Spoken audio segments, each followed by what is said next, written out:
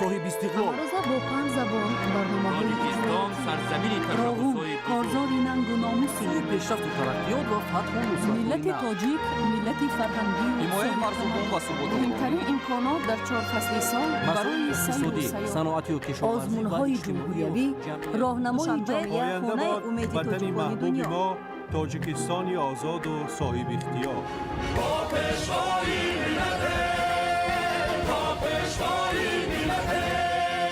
دوست باشید، اتفاق باشید، شکرانه همین دولت کنید، شکرانه همین سرزمین کنید، شکرانه کنید که چنین وطن عزیز و محبوب دارید.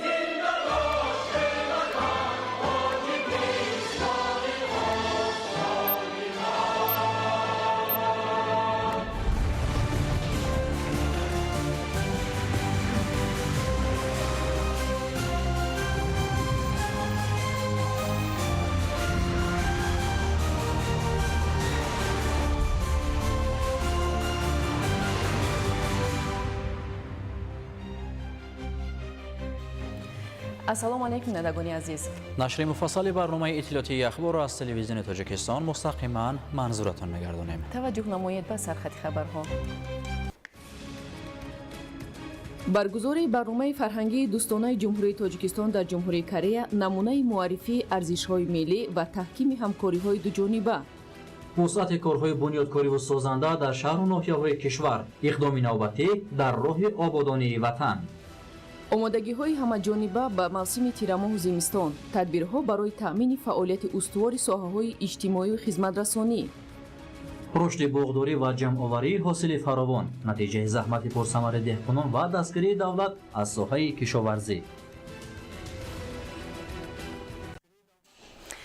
бо мақсади дар сатҳи баланд баргузор гардидани чорабиниҳои муҳими сиёсиву байналмилалӣ шаҳри душанбе ба таври ҳамаҷониба барои қабулу пазироии меҳмонони олимақом омода гардидааст. кӯчаву хиёбонҳо, иншооти муҳими пойтахт ва майдонҳо бо тарҳу намои идона ороста шуда сатҳи баланди амният, хизматрасонӣ ва муҳити дипломатӣ таъмин гардидааст. исмоили соҳибназар гузориш медиҳад. душанбе мизбони чорабиниҳои сатҳи баланди байналмилалӣ. дар арафаи баргузории як қатор чорабиниҳои муҳими сатҳи баланд, пойтахти ҷумҳурии тоҷикистон шаҳри душанбе ба таври ҳамаҷониба барои пазироии меҳмонони олиқадр ва баргузории ин чорабиниҳои сиёсиву байналмилалӣ омода мебошад.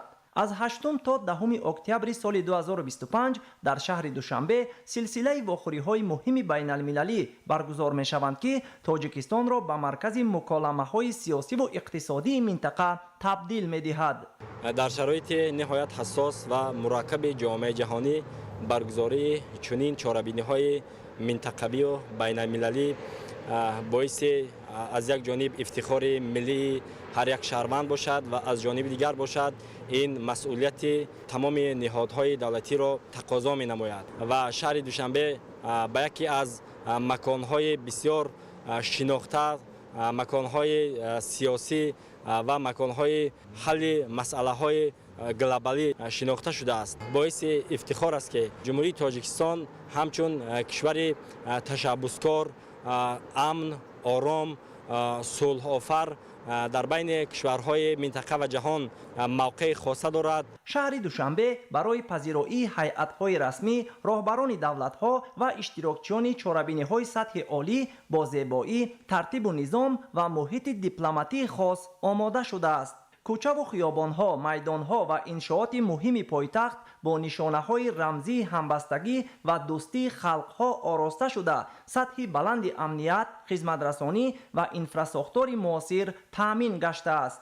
9 октябр душанбе мизбони саммити дуюми осиёи марказӣ ва русия мегардад ки дар он президентҳои тоҷикистон, қазоқистон, қирғизистон, туркманистон, узбекистон ва русия ширкат меварзанд. дар ҷараёни ҷаласа роҳбарони кишварҳо масъалаҳои муҳими таҳкими ҳамкории бисёрҷониба, рушди иқтисоди минтақавӣ, таъмини амният ва мубориза бо таҳдидҳои муосир аз ҷумла терроризм, экстремизм ва гардиши ғайриқонунии маводи мухаддирро баррасӣ мекунанд. душанбе ҳам як бор дигар исбот менамояд ки дар ҳақиқат имрӯз ба як маркази бузурги байналмилалӣ барои гузарондани ҳамоишҳои бузурги вардиши, сиёсӣ, фарҳангӣ байналмилалӣ мубаддал гардад. Сокинони шаҳри Душанбе бо як масъулияти баланд барои гузарондани ин чорабинӣ омодагӣ мегиранд. Бубинед, имрӯз Душанбе дар ҳақиқат ба як шаҳри гулҳо мубаддал гаштааст. ва як вижагии шаҳри Душанбе имрӯз аз он иборат аст, ки барои меҳмонон, яъне ки хориҷоне ки меоянд, хо сиёсатмадорон бошанд, хо рӯзноманигор, коршиносон бошад, имрӯз Душанбе омода аст. бо мақсади фароҳам овардани шароити мусоид барои инъикоси ҳамаҷонибаи ин чорабиниҳои сатҳи олӣ дар Китобхонаи Миллии Тоҷикистон маркази матбуот ташкил гардидааст. дар он наздик ба 400 рӯзноманигори дохиливу хориҷӣ барои инъикоси ҷараёни чорабиниҳо фаъолият хоҳанд кард. марказ бо лавозимоти зарурии техникии муосир аз ҷумла компютерҳо барои навиштани матн, таҷҳизоти сабт ва танзими садову видео, дастрасии интернети баландсуръат ва дигар инфрасохтори иттилоотӣ таъмин мебошад. ҳамзамон мақомоти масъул ва сохторҳои дахлдори ҷумҳурӣ барои таъмини сатҳи баланди ташкиливу амниятӣ, қабулу пазироии меҳмонони олиқадр ва фаъолияти самараноки намояндагони воситаҳои ахбори омма тадбирҳои зарурӣ андешиданд. бо баргузории ин силсилаи чорабиниҳои муҳими сатҳи олӣ, шаҳри Душанбе бори дигар нақши худро ҳамчун маркази муҳими сиёсиву дипломатии Осиёи марказӣ ва платформаи муколамаи масъалаҳои глобалӣ собит месозад.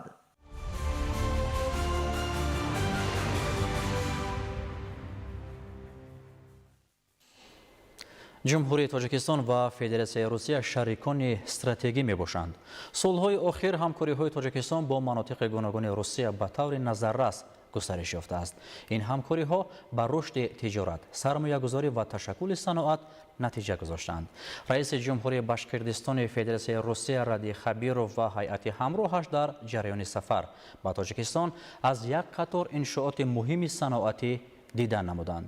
тафсилоти бештар дар гузориши Ҷаҳонгир Сафарализода ва Маъруфи Абдулло. طبق معلومات امور عین حال 83 سوبیکت فدراسیای روسیه با تاجیکستان رابطه‌های مستقیم تجارتی و اقتصادی دارند. در بین آنها همکاری‌ها با جمهوری باشقردستان به سطح نو می‌برآیند. یکی از سمت‌های افضلیت‌ناک رشد شریک صنعت میباشد که آن در نوبت خود برای رسیدن به هدف چهارم استراتژی حکومت جمهوری تاجیکستان صنعت‌کنونی با سرعت کشور مساعدت خواهد کرد. رئیس جمهوری باشقردستان فدراسیای روسیه رادی خبیرов و هیئت همراهش در جریان سفر به تاجیکستان از انشاءات پیشبینی شده پارک صنعتی تاجیکستان و روسیه در دوشنبه دیدن کردند. اطلاع داده شد که برای رسیدن به هدف‌های گذاشته شده وزارت صنعت و تکنولوژی‌های نوی جمهوری تاجیکستان با مقامات داخلدار باشقردستان فعالیت گسترده داشته تا این مدت کارهای ضروری در این سمت انجام داده شده است. انتظار می‌رود که پارک صنعتی در تحکیم رابطه‌های اقتصادی، تأسیس جایهای نوی کاری، توسعه اقتدار استحصالی، افزایش اقتدار صادراتی و تامین بازار داخلی با محصولات بلندصفت جوابگوی معیارهای بین‌المللی تبدیل می‌یابد. ضمن ملاقات همچنین مسائل گسترش تجارت، جاری نمودن تکنولوژی‌های معاصر و رشد همکاری در ساحه‌های گوناگون مورد بررسی قرار گرفتند. Я в Таджикистане был в 91 году. И вот столько времени прошло. Я вот вчера как прилетел. Это удивительное впечатление. Таджикистан, конечно, активно развивается. Мы это видим. И Душанбе один из самых действительно красивых городов Средней Азии. И самое главное, видно, что здесь есть энергия и устремленность в такое будущее. Потому вчера вот мы обсуждали те проекты, которые возможны. Но вот это не просто торговля и обмен товарами, это и кластеры, приглашение в кластер искусственного интеллекта, это и приглашение созидать здесь работы технопарки. Поэтому очень современное развитие. И город поразил своей красотой на самом деле. Очень красивые здания, освещенный, очень много молодежи на улицах. Поэтому, мне кажется, Таджикистан находится в такой очень хорошей фазе развития. Болычева Маргарита Дмитриевна, министр внешнеэкономических связей и конгрессной деятельности Республики Башкортостан. Это первый наш официальный визит под руководством главы Республики Башкортостан в Душанбе, и мы своими глазами увидели уникальные возможности для нашего региона Российской Федерации, для Таджикистана, для развития двухстороннего сотрудничества. Прежде всего, конечно, это создание совместного индустриального парка Российской Федерации, где Башкортостан выступает ключевым оператором этого технопарка. ҳайати меҳмонон дар ноҳияи рӯдакӣ аз муассисаи таҳсилоти миёнаи умумии рақами 48 ки ҳоҷи Мурод Қаландаров дар он таҳсил кардааст дидан карданд. Мавриди ёдоварист ки номбурда ҳангоми таҳсил дар донишгоҳи аграрии Бошқирдистон ҳамчун нишони инсондӯстӣ кӯдакони дар дарёи Уфа ғарқшавандаро ки бо қимати ҷони худ баробар гардид қаҳрамонона наҷот дод. Раиси ҷумҳурии Бошқирдистони Федератсияи Русия Ради Хабиров ҳамчун нишони эҳтирому сипосгузорӣ барои тарбияи чунин фарзанди шуҷоъу қаҳрамон бо волидони ҳоҷи Мурод Қаландаров мулоқот намуд. ҳоҷи Мурод Қаландаров барои амали ҷавонмардона ва ҷонисорӣ бо медали шуҷоат қадрдонӣ гардид. Медали шуҷоати ҷумҳурии Бошқирдистони Федератсияи Русия аз ҷониби раиси ин кишвар Ради Хабиров ба волидани марҳум супорида шуд.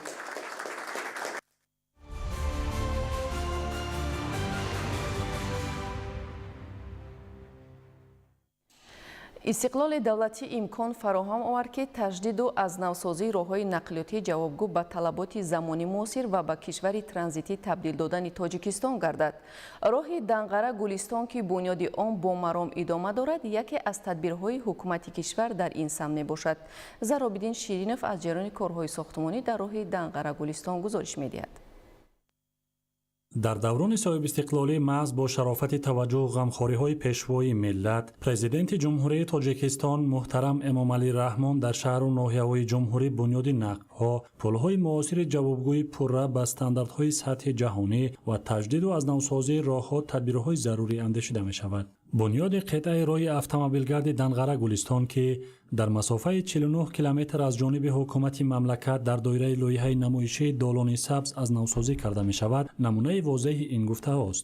лоиҳа аз ҷониби маркази тадбиқи лоиҳаҳои таҷдиди роҳҳо амалӣ гардида, корҳои сохтмонӣ 10 июли соли равон оғоз гардида, айни ҳол тибқи ҷадвали корӣ бо маром идома доранд. дар ин қитъаи сохтмонӣ рафти корҳо барои сохтани мехсутунҳои зарбавӣ ва барои роҳи дуқабата ки дар километри сеюм ин шоҳроҳ сохта мешавад ва инчунин қолабҳои барои омода намудану сохтани ҷӯйборҳои оҳану битонӣ барои канораҳои роҳ тайёр шуда истодааст ва дар ин қитъаи сохтмонӣ деворҳои муҳофизавии оҳану битонӣ қарор гирифта истодааст ки дар ин масир ҳамарӯза рафти корҳои сохтмонӣ аз тарафи фармоишгар ва ҳамоҳангсоз машваратчиён сатҳу сифати корҳо назорат карда мешавад. ба ҳолати имрӯза коркарди маводи корношоям, хоктепаи роҳ, сохтмони пулҳо,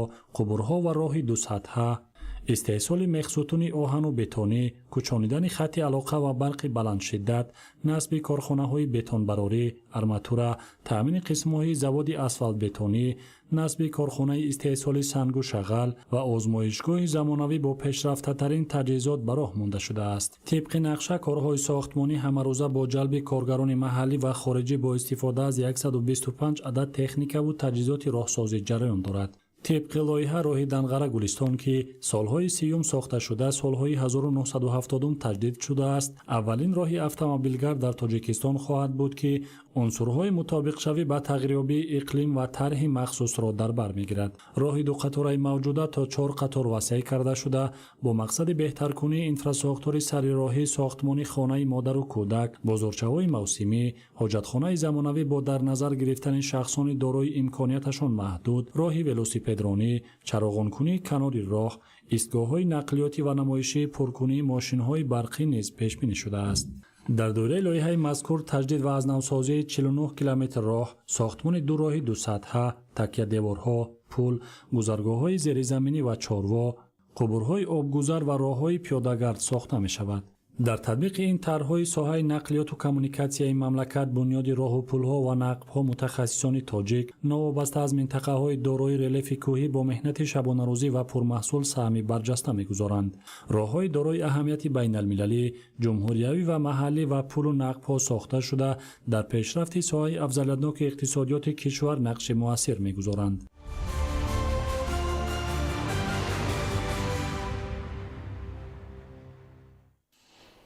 ساکنان جماعت دهات نوریبخش ناحیه دوستی با جانبداری از سیاست سازنده حکومت کشور تصمیم گرفتند که 2 کیلومتر راههای اهمیت محلی داشته را منفرش نمایند. عین زمان این تدبیر توسط تکنیک‌های پر اقتدار راهسازی عملی شده کارهای سازندگی در مرحله انجامیابی قرار دارند. از روند چنین بنیادکاری‌ها همکاران ما گزارش آماده کردند.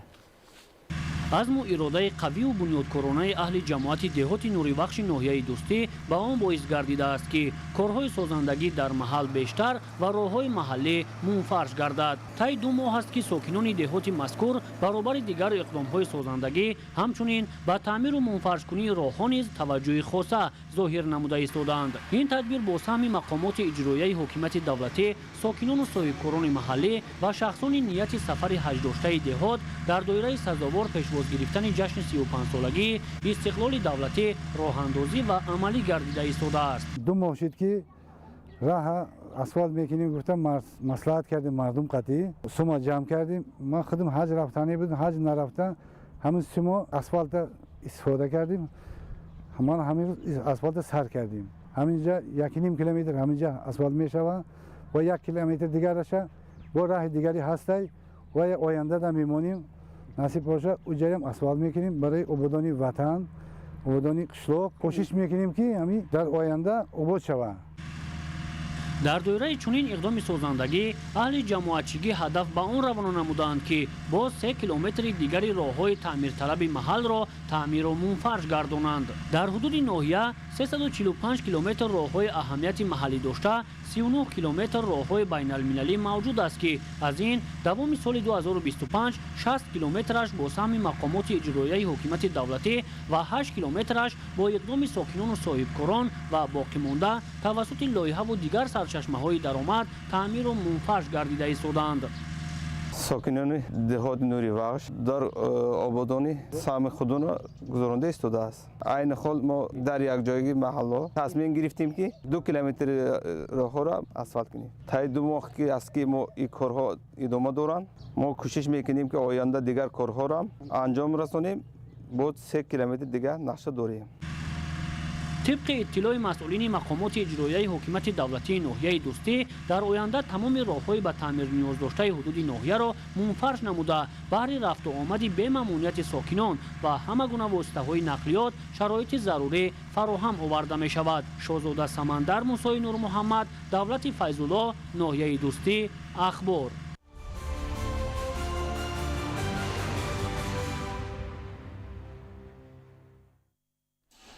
در پرتو دستور هدایت‌های پیوسته پیشوای ملت محترم امامعلی رحمان در تمام گوشه و کنار کشور کارهای آبادانی و سازندگی وسعت تازه دارد. از جمله در شهر دهاتی شهر اسفره نیز با صداقت به سیاست سازنده حکومت کشور ساکنان با احساس بلندی وطندوستی پیوسته به بنیادکاری و سازندگی مشغول می‌گردند. گزارش همکاران ما. به استقبال جشن مقدس و فرخنده ملی 35 سالگی استقلال دولتی جمهوری تاجیکستان در شهر و دهات اسفره کارهای آبادانی و سازندگی با مرام ادامه دارد. از جمله در پیروی از سیاست بنیادکارانه و معارف پرورانه سرور دولت جهت رشد ساحه معارف و فراهمسازی شرایط مساعد برای تعلیم و تربیه نسل نورس بنیاد مکتب‌های نو و صنفخانه‌های علاوگی راه‌اندازی می‌گردد. در گسترش بنیادکاری‌ها و از جمله بنیاد و تعمیر مؤسسه‌های تعلیمی سهم صاحبکاران محلی نظررس ارزیابی می شود. در شهر کشورا با سهم صاحبکاری وطندوست رحیم جان عظیموف تعمیر کلی و از نفسازی بنای مؤسسه تحصیلات میانی عمومی رقم 8 به نام مرحمت عظیموف که سال 1949 بنیاد شده است با صفت بلند و مطابق به معیارهای معاصر انجام داده شد. مقصد اساسی عملی نمودن چنین اقدام نیک و شایسته فراهم آوردن شرایط ارزنده تحصیل برای نسل نورس است که آن از پیام پرزیدنت جمهوری تاجیکستان محترم امامعلی رحمان به مجلس عالی جمهوری تاجیکستان سرچشمه میگیرد. امروز مؤسسه ما سیمای نو گرفت. ما آموزگاران و خوانندگان مؤسسه با خرسندی می‌آوریم. از طرف آموزگاران ما نیز کوشش به خرج می‌دهیم که تربیت گیرندگان خود را در روحیه خویشتن‌شناسی و تندرستی تربیت نماییم. مؤسسه با مساحت عمومی 1.3 گکتار دارای 15 صنفخانه‌های برهوا بوده برای 560 خواننده پیش بینی شده است. در دایره کارهای آبادانی در مکتب 4 کابینت فنی با تجهیزات زمانوی، 3 لابراتوریا، آشخانه، کتابخانه، مرکز آموزش هنر برای پسران و دختران، میدانچه‌های معاصر ورزشی و مرکز انکشاف کودک بنیاد گردیدند.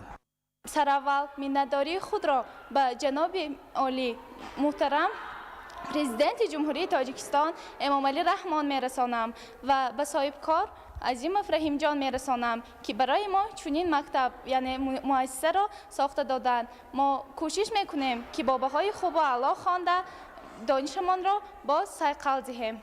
واقعاً یکی از سمت‌های اساسی سیاست دولتی حکومت تاجیکستان را تأمین زندگی ارزنده و مهیا نمودن شرایط سازگار تحصیل و فعالیت برای اهالی تشکیل می‌دهد. از این رو در شهر اسفراد دایر به مستحکم نمودن و به معیارهای بین‌المللی جوابگو گردانیدن پایه‌های مادی و تکنیکی مؤسسه‌های تعلیمی وسیع جاری کردن تکنولوژی‌های اطلاعاتی و کمونیکاسیونی وارد و مطابق شوی به فضای یگانه تحصیلات توجه اولین درجه داده برای دریافت، دستگیری و رشد کودکان و خوانندگان با استعداد تمام چاره‌های ضروری عملی گردیده ایستاده است. صابر ایوبی، صاحبان قربان، شهر اسفره، اخبار.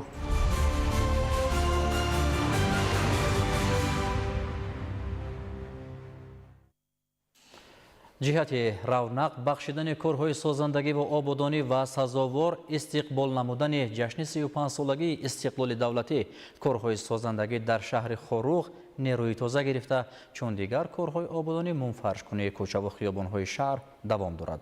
گزارش ماهیره طاهر در این خصوص.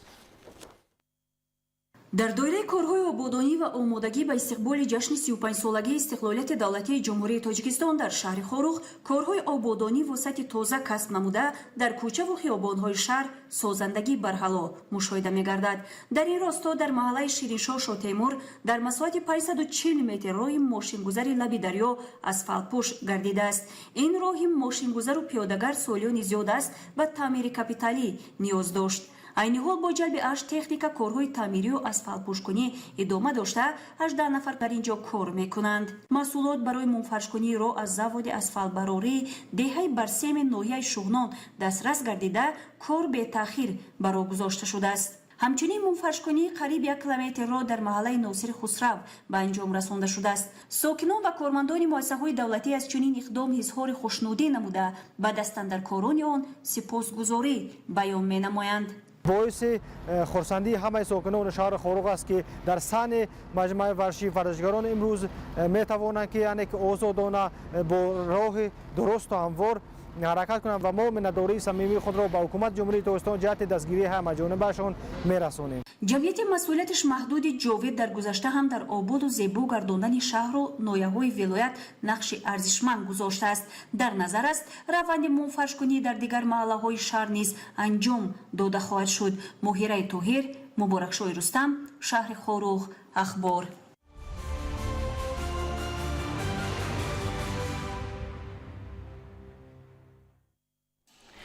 در شهر حصار نیز کارهای سازندگی و بنیادکاری با مرام ادامه دارند. ساکنان مهنتقرین و وطندوستی شهر با افتخار بلند ملی و شکرگزاری از فضای صلح و ثبات و صاحب استقلالی کشور سهم خود را در تطبیق اقدام‌های نیک می‌گذارند. نتیجه زحمت‌های پیوسته آنها امروز در سیمای آباد و زیبای شهر و بلند گردیدن سطح زندگی اهالی انعکاس می‌یابد. گزارش نوبتی ادامه بخش همین موضوع است.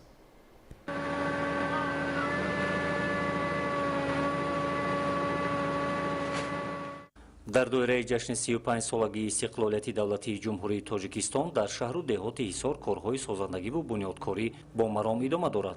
بخصوص ساکنان دهه برکت جماعت دهات میرزا ترسونزاده تصمیم گرفتند که قریب 4 کیلومتر راه دههشان را منفرش نمایند. дар амалишавии ин иқдом саҳми ашхоси саховатпеша ва фаъолони деҳа назаррас аст. лозим ба таъкид аст ки 2 нафар занҳои фаъоли деҳа сафармоҳ саидзода ва ҳоҷимоҳ муродзода маблағи барои сафари ҳаҷ ҷамъкардаи худро ба ин кори хайру савоб сарф намуданд. бо иқдоми пешгирифтаи президенти ҷумҳурии тоҷикистон асосгузори сулҳу ваҳдат пешвои миллат муҳтарам ҷаноби олӣ дар арафаи ҷашни 35-солагӣ ва ҷашни истиқлолият мо иқдом гирифтаи мардуми деҳа хурду калон пиру ҷавон ва модароне ки ният сафари ҳаҷ доштанд пуле ки дар ҳаҷ бояд истифода мебурданд имрӯз ба хотири ободонӣ мана ҳамин деҳа ба хотири асфалтпӯш кардани ҳамин деҳа мана ҳамон маблағҳои худшона дариқ надоштанд. инчунин бо дастгирии мақомоти иҷроияи ҳокимияти давлатии шаҳри Исор ва саҳми сокинони ҷамоати шаҳраки Шарора ба масоҳати 2 километру 600 метр роҳи Шарора-Душанбе мунфарш гардид. роҳбарияти шаҳр зимни боздид аз ҷараёни корҳои мунфаршкунӣ изҳор доштанд ки татбиқи чунин корҳои созанда дар партави сиёсати бунёдкоронаи пешвои миллат муҳтарам Эмомалӣ Раҳмон сурат гирифта яке аз самтҳои муҳими рушди инфрасохтории кишвар маҳсуб меёбад. дар ҳамин давраи 10 солаи рафтагӣ мо ҳамин роҳҳо ба талаботи имрӯза ҷавобгӯ набуданд. бо дастгирии ҳукумати ҷумҳур ин роҳҳо аз таъмир баромада истодаанд. имрӯзҳо чунин корҳои ободонӣ дар маркази шаҳр ва шоҳроҳи Душанбе Турсунзода низ хуб ба назар мерасад. бо мақсади дар сатҳи зарурӣ баро мондани корҳои кабудизоркунӣ дар қаламрави шаҳри Исор соли ҷорӣ зиёда аз 60,000 гулубутаҳои ороишии мавсимӣ шинонида шуданд. дар шаҳри Исор 4 адад хоҷагии ниҳолпарварӣ фаъолият менамояд ки дар хоҷагиҳои ниҳолпарварӣ зиёда аз 500,000 беғ ниҳолони гуногун омода мебошад. бунёди биноҳои истиқоматии баландошона, марказҳои хизматрасонӣ, муассисаҳои таълимии замонавӣ ва муассисаҳои томактабӣ, инчунин дигар корҳои ободониву бунёдкории шаҳр аз файзу нусрати даврони соҳиби истиқлолии кишвар ва иродаи қавии сокинони заҳматпешаи шаҳри Исор далолат медиҳад. мин баъд низ чунин корҳои созанда идома ёфта, сокинон бо шукргузорӣ аз сиёсати роҳбарияти давлат ва ҳукумати мамлакат пай иҷрои чунин иқдомҳои нек қарор мегиранд. гузориши Дилшод Раҳмонзода ва Садриддин Иброҳимзода аз шаҳри Исор барои барномаи иттилоотии ахбор.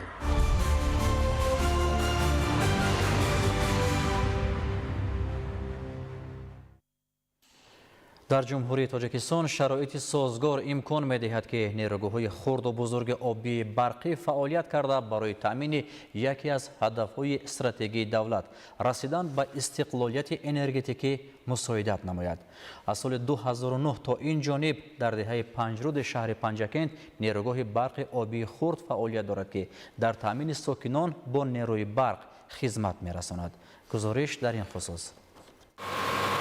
нерӯгоҳи барқи обии панҷруд ки дар минтақаи зебои деҳаи ҳамном воқеъ аст намунаи равшани татбиқи ҳидоятҳои пешвои муаззами миллат президенти ҷумҳурии тоҷикистон муҳтарам Эмомалӣ Раҳмон дар самти рушди инфраструктураи энергетикии кишвар ва истифодаи васеъи манбаъҳои барқароршавандаи энергия ба ҳисоб меравад. ин иншооти муҳими энергетикӣ дар соли 2009 аз ҷониби соҳибкори маҳаллӣ Мардон Насреддинов бо ҷалби аҳолии деҳа ва дастгирии мақомоти маҳаллӣ бунёд ёфтааст. сокинон бо эҳсоси гарми ватандорӣ ва меҳнати дастҷамъона дар корҳои сохтмонӣ ширкат варзида барои амалӣ шудани ин иқдоми арзишманд саҳми муносиб гузоштанд. нерӯгоҳ бо иқтидори 500 киловатт фаъолият намуда ба беш аз 5000 нафар аҳолии деҳаи панҷруд ва қисман ба деҳаҳои ҳамсояи Артуҷ ва Кулолӣ нерӯи барқ мерасонад. маҳз бо шарофати фаъолияти пайвастаи ин нерӯгоҳ имрӯз ин минтақа аз мушкилоти солҳои қаблӣ норасоии нерӯи барқ комилан раҳо ёфтааст. сокинон бо ифтихор мегӯянд ки имрӯз дар фаслҳои сармо низ хонаҳои онҳо пурнур ва гарм мебошанд. тибқи гуфтаи масъулон таҷҳизоти асосии нерӯгоҳ аз кишварҳои пешрафта ворид карда шуда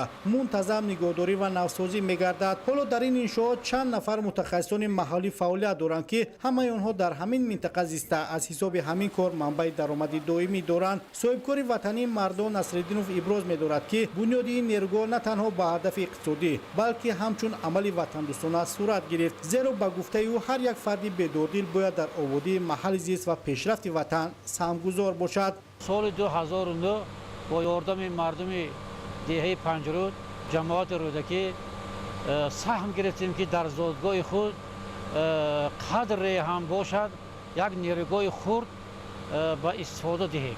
нерӯгоҳи барқии обии Панҷруд бо иқтидори 500 киловатт нерӯи барқ ба мардум برق میدهد، روشنی میدهد. نیروگاه پنجرود نه تنها یک منبع برق محلی بلکه یک مکان نمونوی برای تشکل حس همبستگی و خودباوری مردم گردیده است. امروزها سیاست انرژتیکی جمهوری تاجیکستان تحت رهبری پیشوای ملت محترم امامعلی رحمان به هدف بزرگ استقلال انرژتیکی نگرانیده شده. تطبیق چنین لایحه‌های خرد و میانه در تمام منطقه‌ها قدم مهم در رسیدن به این هدف ملی میباشد. نیروگاه پنجرود با دستگیری مقامات محلی و مسئولان ساحه فعالیت خود را ادامه داده. صاحبکار نقشه دارد اقتدار استحصالی نیروگاه را زیاد نموده شبکه انتقال برق را تا دیگر دهه‌های جماعت رودکی نیز وسیع نماید و در این برابر برای بنیاد نیروگاه برق آبی پنجرود 2 زمین جدا گردیده ساختمان آن نیز آغاز می‌گردد. 2 کیلومتر بالاتر با ما حکومت شهر پنجکین زمین جدا کرد. سرتیفیکت استفاده حقوق زمین برای ساختن نیروگاه پنجرود 2 اجازه داد. تمام شرایط را دولت حکومت برای مردم مهیا کرده است.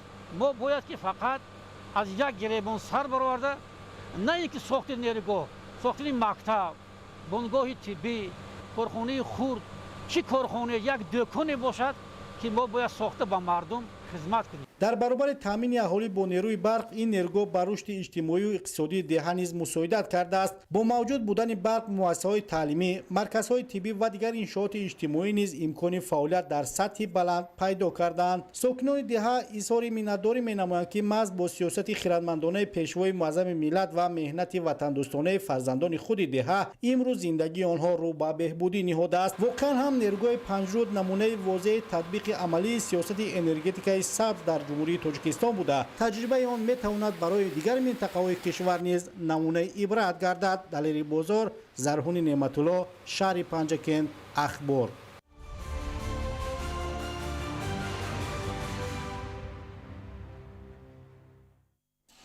در ناحیه باباجان غفوروف با مقصد صرفه نیروی برق در نزد مؤسسه‌های تعلیمی مرکزهای خرد گرمیدهی بنیاد کرده شده است.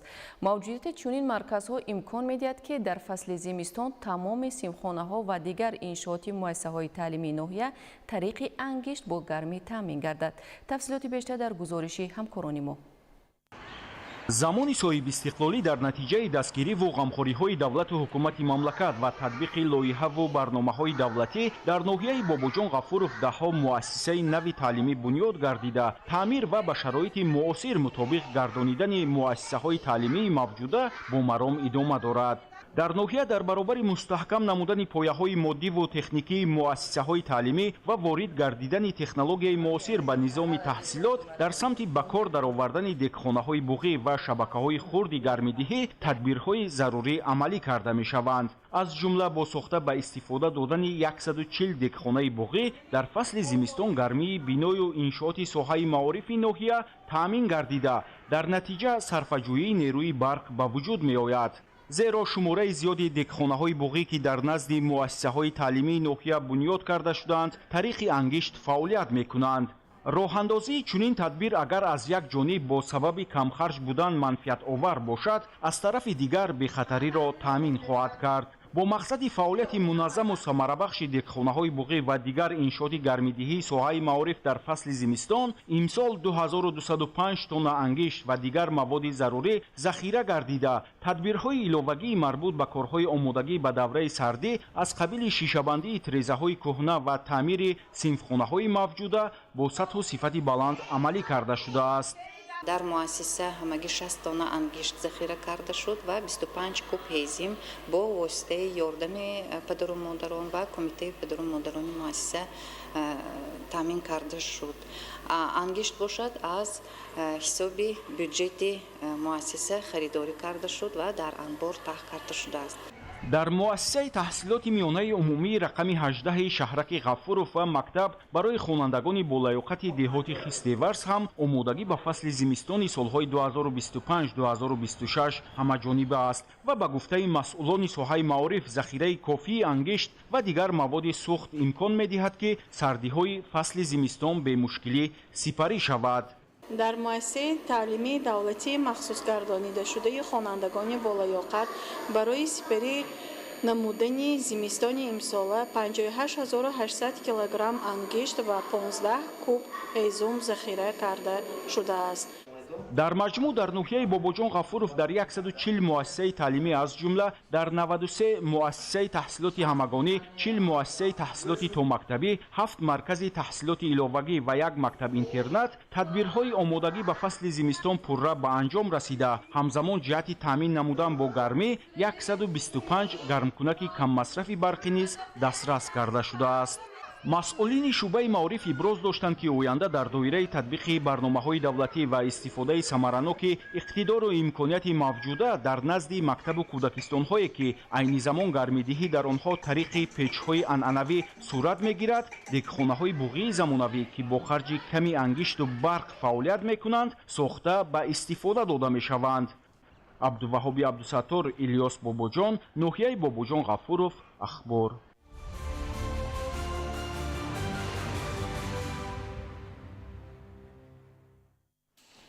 баҳри таъмини волоияти қонун, таҳкими қонуният, ҳимояи ҳуқуқу озодиҳои инсон ва шаҳрванд аз ҷониби прокуратураи вилояти Суғд дар 9 моҳи соли равон 8683 муроҷиати шахсони воқеӣ ва ҳуқуқӣ мавриди баррасӣ қарор дода шудааст. ҳамзамон зимни санҷишҳои прокурорӣ дар самти истифодаи маблағҳои буҷетӣ, фаъолияти соҳаҳо, қарздорӣ дар истифодаи барқ, худсарона ишғол намудани замин ва истифодаи нодурусти заминҳои коррам ва изофанависӣ қонуншиканиҳо ошкор шудааст. гузориш дар ин хусус.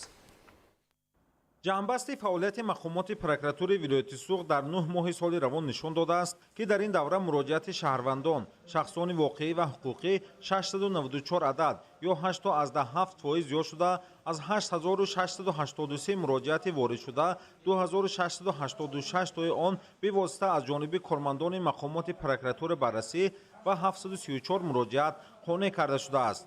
санҷишҳо ва назорати прокурорӣ дар ин давра дар шаҳру ноҳияҳои вилояти Суғд қонуншиканиҳо дар фаъолияти соҳаҳо оид ба саривақт баррасӣ накардани муроҷиатҳои шаҳрвандон, аз худкунии маблағҳои бюҷетӣ, худсарона ишғол кардани замин ва сохтмони ғайриқонунӣ дар он, риоя накардани қоидаҳои меъморию шаҳрсозӣ, қочоқи молу маҳсулот, иҷро накардани ӯҳдадорӣ дар бораи таълиму тарбияи фарзанд аз ҷониби волидайн, вайрон кардани талаботи қонун дар вақти баргузории ҷашну маросим ва дигар қонуншиканиҳо ошкор карда шуд.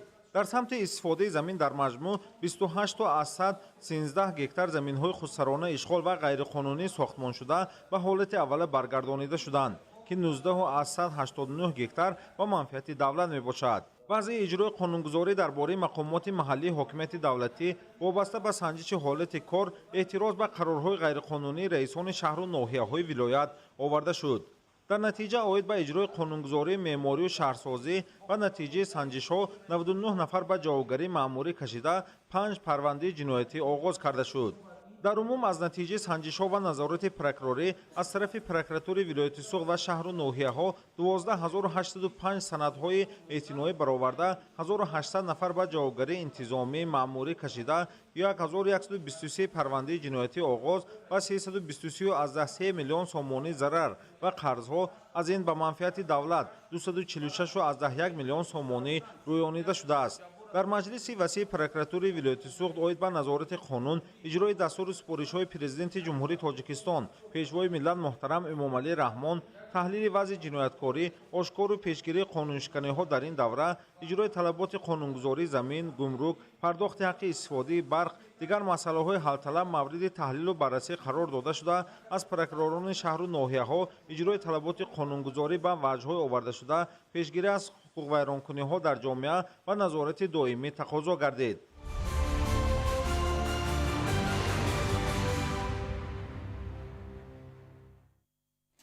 кишоварзони ноҳияи Ёвон дар майдони 10485 гектар кишти навъҳои ба иқлими минтақа мутобиқ пунбадона гузаронида, дар натиҷаи ҳамкорӣ бо олимону мутахассисон ва риояи саривақтии қоидаҳои агротехникаи парвариш тавонистанд ҳосилнокии хуби пахтазоро таъмин намоянд.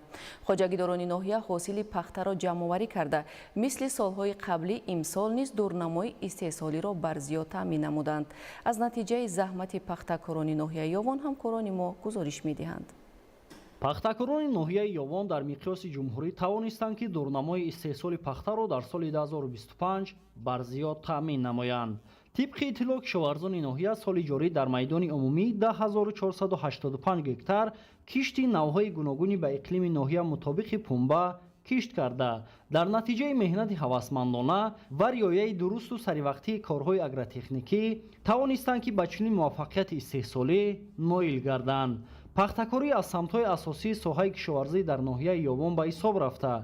کشاورزان و خواجگیداران در این سمت تجربه خوب دارند و همساله از همکاری با عالمان متخصصان ساحه توسط دسترسی تخم‌های به شرایط اقلیم مطابق، خریداری و استفاده تکنیک‌های لازمه و تجربه و مهنت هوسمندانه دورنمای استحصالی را تامین می‌نمایند. امسال هم با رعایت درست اگرotexنیکای پرورش این زراعت گرمیدوست توانستند که از اجرای دورنمای استحصالی به سربلندی برآیند. در زمینه دستور سپارش‌های حکومت جمهوری تاجیکستان جهت سریع و بی‌تلف جمع‌آوری کردن حاصل پخته، مسئولین مقامات محلی در همکاری با خواجگی‌های دهقانی و کارخانه‌های قبول کارکرد این اشیاء خام صنعتی تدبیراندیشی کرده در برابر جمع‌آوری حاصل توسط تکنیکا برای جمع‌آوری دسترنج مرد دهقان حصه‌گذاری نمودند. طبق اطلاع زمین‌های کرم آبی ناحیه یاوان 21420 گکتار میباشد و با پورگی توسط پایگاه‌های آبکشی شاداب گردانیده شده. دهقانان و کشاورزان از این امکانیت وسیع استفاده می‌نمایند. سالهای قبلی بنابر فرسوده گردیدن پایگاه‌های آبکشی زمین‌های کرم این منطقه به طور ضروری استفاده نمی‌گردید. با نظر داشت آنکه میدان وسیع کرم این ناحیه از لحاظ محصولناکی حاصلخیز و ثمرآور است، سال جاری با دستگیری مقامات اجرایی حاکمیت دولتی ناحیه یاوان پایگاه‌های آبکشی تعمیر گردیده برابر استفاده با ثمر قطعه‌های کرم موجوده اینچنین دیگر زمین‌های از گردش دور مانده نیز دوباره مورد کشت قرار گرفتند. طبق ارزیابی متخصصان پختکاری در جمهوری چون ساحه اساسی کشاورزی باقی مانده با تشکل اقتصادیات و خواجگی خلق تاجیکستان اهمیت کلان دارد. اینک جهت اجرا نمودن دورنمای استحصال پخته در ناحیه یاوان راهبریت ولایت ختلان در مراسم هوسمندگردانی خواجگی‌های پختکار شرکت ورزیده با پیش‌صفان برای پیش از مهلت اجرا نمودن دورنمای پخته سپاری تحفه‌ها تقدیم نمودند. امسال پختکاران ناحیه تا امروز 22268 از 4 تن پخته جمع آوری کردند. گرچه ناحیه از لحاظ اجرای دورنما در مقیاس ولایت ختلان در جای چهارم قرار دارد، از جهت حجم پخته سپاریده شده و مهلت کوتاه اجرای نقشه موقع اول را صاحب گشت. در وضعیت تنتنوی به خواجگیداران و دهقانان پیش‌صف تحفه‌های مقامات اجرایی حکومت دولتی ولایت ختلان سپاریده شد. محمد عبدالله‌زاده، دولت فیض‌الله، ناحیه یاوان، اخبار.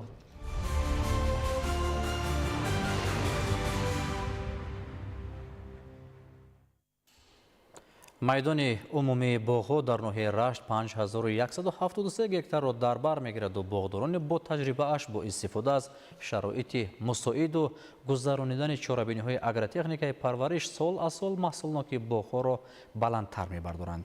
شرح بیشتر در گزارش گلچهره ستار. به خاطر تامین سبد استعمالی با میوه‌های لذیذ و با صفت کوهستان دیار، باغداران صاحب تجربه ناحیه رشت با استفاده از اقلیم مساعد دیار حاصلناکی میوه را از 1 گکتار به زیاده از 400 سنتینر رسانیده در فراوانی این محصولات سرخریدار و صادرات میوه‌های خوشصفت وطنی سهم می‌گذارند. میدان عمومی باغ‌ها در ناحیه رشت 5000 گکتار باغ‌های میوه دهنده باشد 4775 گکتار را تشکیل می‌دهد و امسال از حساب میوه‌های با لذت و با صفت دیار کوهستان فراوانی بازار تأمین گردیده طلبات خریدار قانع می‌گردد. سهمداران خواجگی دهقانی بخت برای بنیاد زیاده از 1.5 گکتار باغ نوکوسیب با مصلحت عالمان و متخصصان ساحه از عمق 60 متر آب برآورده بعدا نهال‌های نوک تاجیکی و سیب‌های خوبانی و جنتن و ثمرینکو را شنانیده‌اند که امروز از ثمر مهنت حاصل فراوان به دست آمد. نوک تاجیکی یا نشپاتی این در منطقه رشت بخصوص در پان آب بسیار خوب من حاصل می‌دهد و صفت خوب و لذت خوب دارد و توانستیم که در میدان 1/6 گکتار 1 گکتارش را پوره از نوک نشپاتی سال 2005 шинондем ва парвариш кардем. ҳангоми ҷамъоварии мева хоҷагидорон ҳар як навро алоҳида дар қуттиҳои махсус ҷойгир карда дар амбор захира намудаву то моҳи май июн метавонанд бозорҳои дохилиро бо меваҳои тару тоза таъмин намоянд. дар натиҷаи мана илмро ба таҷрибаву ба амал пайваст намудан тавонистем ки ниҳолҳоро дар муддати 7-8 сол парвариш намоем ва соли аллакай 8-10 ба ҳосилдиҳӣ сар карда буданд. мо зиёда аз 400 сентнер аз 1 гектар ҳосил омада истодаем. аз ноки тоҷикӣ хоҷагидорон фоидаи хеле зиёд мегиранд, зеро давраи зимистону баҳор низ дар бозор талабгору харидори зиёд дорад ва ин меваи босифату хуштам маҳз дар ҳамин ноҳия ҳосили фаровону сифати хуб дорад. сокини деҳаи лоёбад диловар эшонов аз 1 гектар боғи нок дар натиҷаи меҳнати босамар метавонад 40-50 тонна меваи аз лиҳози экологӣ тоза ҷамъоварӣ намояд.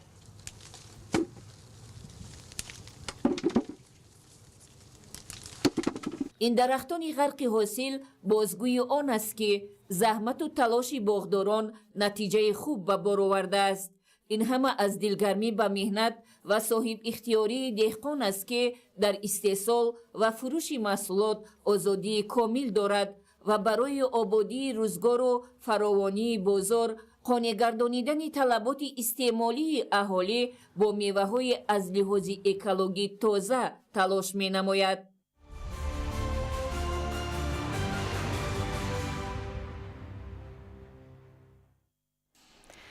дар доираи баргузории ҷаласаи шӯрои сарони кишварҳои иттиҳоди давлатҳои мустақил дар Академияи миллии илмҳои Тоҷикистон конфронси байналмилалии илмӣ амалӣ баргузор гардид. гузориш дар ин хусус.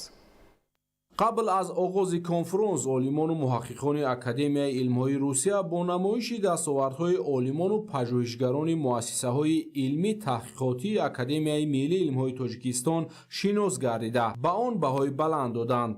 иттилоъ дода шуд ки муассисаҳои илмии таҳқиқотии Академияи миллии илмҳои Тоҷикистон давоми солҳои соҳибистиқлолии мамлакат дар пешбурди корҳои илмии таҳқиқотӣ саҳми назаррас гузошта дар самтҳои гуногун соҳиби дастовардҳои арзишманд шудаанд. ин дастовардҳо маҳз бо таваҷҷӯҳи президенти ҷумҳурии Тоҷикистон пешвои миллат муҳтарам Эмомалӣ Раҳмон ба даст омаданд, зеро барои олимону пажӯҳишгарон тамоми шароиту имконияти мусоидро фароҳам оварданд. ин форум замина мешавад ки ҳамкориҳо байни олимони ҷавони кишварҳои иттиҳоди давлатҳои мустақил боз ҳам ривоҷу равнақ ёбад ва олимони ҷавон метавонанд аз таҷрибаи якдигар огоҳ шаванд ва табодули таҷриба ва кор намоянд. бо ташаббуси президенти ҷумҳурии Тоҷикистон пешвои миллат муҳтарам Эмомалӣ Раҳмон бори аввал 27 августи соли 2025 аз ҷониби Маҷмаи умумии Созмони Милали Муттаҳид таҳти унвони ҳамкорӣ байни Созмони Милали Муттаҳид ва Иттиҳоди давлатҳои мустақил қаднома қабул гардид ки аз ҷониби Тоҷикистон дар давраи раисияш дар Иттиҳоди давлатҳои мустақил пешниҳод шуда буд. ин қаднома ки дар соли ҷашнии 80-солагии таъсиси Созмони Милали Муттаҳид қабул гардид, ҳадаф дорад ки ҳамкориро байни Иттиҳоди давлатҳои мустақил ва Созмони Милали Муттаҳид тақвият бахшад.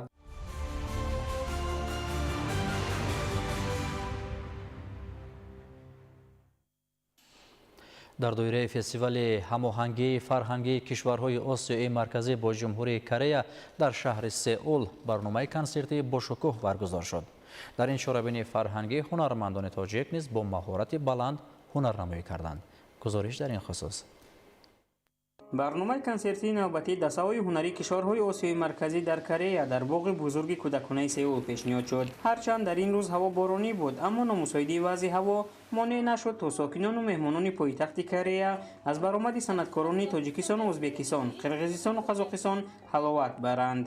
қабл аз оғози барномаи консертӣ ташкилкунандагони чорабинии байналмилалӣ суханронӣ намуда иброз доштанд ки ин ҳамкориҳо на танҳо ба густариши робитаҳои фарҳангӣ, балки ба таҳкими муносибатҳои дипломатӣ ва иқтисодӣ миёни Осиёи марказӣ ва Корея мусоидат мекунанд. فرهنگ مشترک و احترام متقابل توسط این چهاربینی‌ها برای رشد همکاری‌های استوار زمینه می‌گذارند. گفته شد که همگرایی فرهنگی میان آسیای مرکزی و کره همچون پل برای مکالمه بین فرهنگی و گسترش همکاری‌های استوار خدمت می‌کند. چهاربینی فرهنگی بیشک یک ابزاری خوب است برای تقویت بیشتری همکاری‌های فرهنگی و روابط بین مردمان کشورها. ما امیدواریم که توسط چنین برنامه‌های فرهنگی مناسبت‌های بین کشورها همکاری متقابلا سودمند میان جمهوری تاجیکستان و جمهوری کره بیش از پیش رشد یافته به منفعت مردمان دو کشور خدمت خواهد کرد.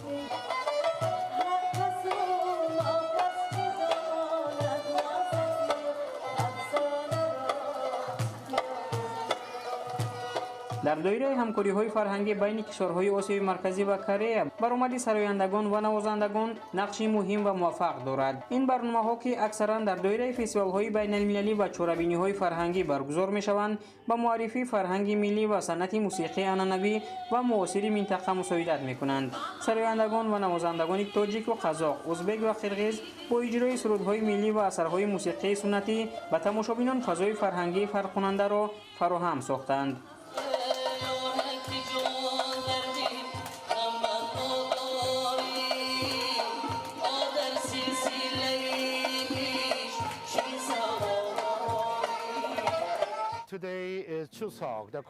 امروز عید چوساک است، روز سپاسگزاری کره‌ای‌ها. این روز برای تمام مردم کره روز بسیار مهم و پرمعنا می باشد، زیرا محض امروز در کره جمع‌آوری حاصل شروع می شود. در چنین روز خوب ما امکانیت بزرگی داریم که فرهنگ آسیای مرکزی را به مردم کره معرفی نماییم. من فکر می کنم که صحنه امروزه تنها یک برنامه کنسرتی نیست، این یک قدم مهم برای تحکیم همکاری و روابط بین کره و کشورهای آسیای مرکزی می باشد. باید گفت که این برنامه‌های هنری نه تنها احساس افتخار از فرهنگ خویش را تقویت می‌دهند، بلکه برای شناسایی تماشابینان با فرهنگ بای دولت‌های آسیای مرکزی راه نو را می‌گشایند. یعنی صحنه یگانه برای هنرمندان منطقه نه تنها فضای ایجادی، بلکه راه برای ایجاد یک فرهنگ عمومی منطقوی متقابلا غنی می‌باشد. این روند نشان می‌دهد که فرهنگ می‌تواند همچون واسطه پرقوت مکالمه، صلح و رشد استوار خدمت نماید.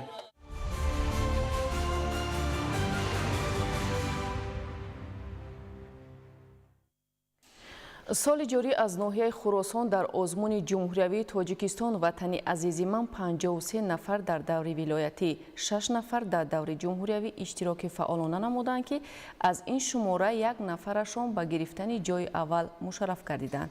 گزارش همکاران ما. سال 2025 برای اهل فرهنگ ناحیه خراسان سالی با برار و موفقیت ارزیابی می‌گردد.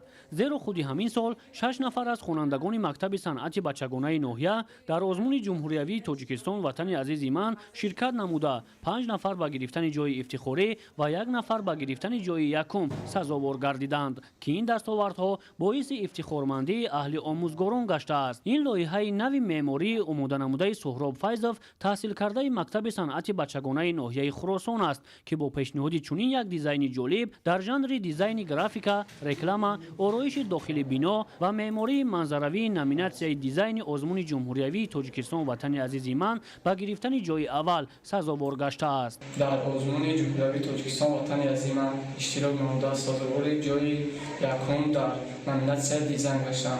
مقصد اساسی رو آوردن به این لایحه کشی اول میخواستم برای وطن و ملت خود یک سهمی ارزنده بگذارم و در زیبایی و در رشد و نموی ملت و کشور عزیز خویش سهمی ارزنده بگذارم. ملت نیز من تلاش می‌نمایم که بهترین لایحه‌ها را پیشنهاد نمایم و در پیشرفت مملکت عزیز خود سهمی ارزنده بگذارم. صنوعت رجبوف اشتراکچی دیگری آزمون جمهوریوی تاجیکستان وطن عزیز من بوده خواننده همین درگاه هنر می باشد. او با اثرهای زیبا و دلفریب آفریده‌اش به دور جمهوریوی آزمون ذکر شده راه یافته و جای افتخاری را صاحب گشته است. این جوان صاحب استعداد پیوسته کوشش می نماید که منظره های جالب و دیدنی را از هر گوشه و کنار مملکت تصویر نموده به این وسیله دقت مهمانان و سیاحان را باز هم جلب می سازد. من از پرزیدنت جمهوری تاجیکستان محترم امامعلی رحمان میnnatdاری خودم را بیان میکنم که چنین آزمون‌ها را برای ما جوانان پیشکش کرده است.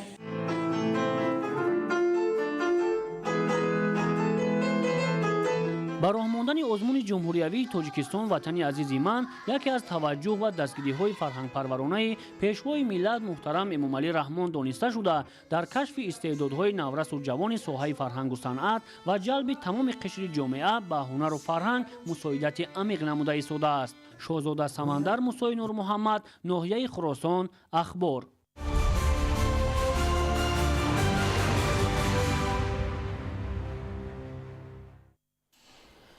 дар Индонезия дар натиҷаи фурӯ рехтани як мактаб 67 нафар ба ҳалокат расида, даҳҳо тани дигар маҷрӯҳ шуданд. дар Миср дар натиҷаи баланд шудани сатҳи дарёи Нил якчанд деҳа ва заминҳои кишоварзӣ зери об монданд. шарҳи ин ва дигар хабарҳо аз хориҷи кишвар. мувофиқи маълумоти мутахассисон дар як соли охир пиряхҳои Швейтсария 3% об шуданд. таври шабакаи телевизионии Кас-24 хабар медиҳад, ин чорумин коҳиши ҳаҷми ях дар таърихи мушоҳидаҳо мебошад. маълумот дар ташкилоти мониторинги Гламос ва комиссияи Швейтсария оид ба назорати криосфера тасдиқ карда шуд. ба гуфтаи коршиносон, мавҷӯи шадиди гармӣ дар моҳи июн ва зимистони камбарф ба обшавии шадид оварда расонидаанд. мутахассисон иброз доштанд, ки дар давоми 2-3 соли охир дар пиряхҳои Швейтсария аз 4,5 то 6% обшавии шадид ба қайд гирифта шудааст, ки ин боиси нигаронӣ мебошад. дар яке аз шоҳроҳҳои минтақаи Сакраменто дар шарқи Иёлоти Муттаҳидаи Амрико бар асари суқути тайёра 3 нафар ҷароҳати вазнин бардошта дар беморхона бистариянд. тибқи иттилоъ, сабаби суқути тайёра дар муҷаҳҳаз гардидани системаи сӯзишвории фавқулода мебошад. садамаи мазкур соати 19:03 ба вақти маҳаллӣ рух додааст. дар дохили чархбол ҳайати сарнишин иборат аз 2 нафар мард ва 1 нафар зан қарор доштанд. кормандони соҳаи тандурустӣ ва ҳолатҳои фавқулода оташро хомӯш намуда, ба таври фаврӣ ҷароҳатдидагонро ба беморхона интиқол доданд. дар маҳалли ҳодиса корҳои бартарафсозиву наҷотдиҳӣ идома доранд. дар Индонезия дар натиҷаи фурӯ рехтани як бинои мактаб 67 нафар ба ҳалокат расиданд. тибқи иттилоъ, аксарияти онҳо наврасон мебошанд. дар умум 112 нафар аз тарафи кормандони хадамоти дахлдор аз зери харобиҳо наҷот дода шуданд. дар маҳалли ҳодиса корҳои ҷустуҷӯи наҷотдиҳӣ то ҳол идома дорад. гуфта мешавад, ки сабаби фурӯ рехтани бино дар ноустувории пояҳои бино арзёбӣ мегардад. дар қисми шимолии Миср дар натиҷаи баланд шудани сатҳи оби дарёи Нил якчанд деҳа ва заминҳои киш зери об монданд. тибқи иттилоъ, зиёда аз 1200 оила аз тарафи кормандони ҳолатҳои фавқулода ба ҷойҳои бехавф кӯчонида шуданд. ба гуфтаи мутахассисон, сабаби баландшавии сатҳи оби дарёи Нил сарбанди нави Эфиопия мебошад, ки миқдори зиёди обро ҷамъ карда онро партофтааст. аммо мақомоти Эфиопия ин суханро рад карданд ва гуфтанд, ки сатҳи оби партофташуда аз ҳадди маъмулӣ зиёд нест.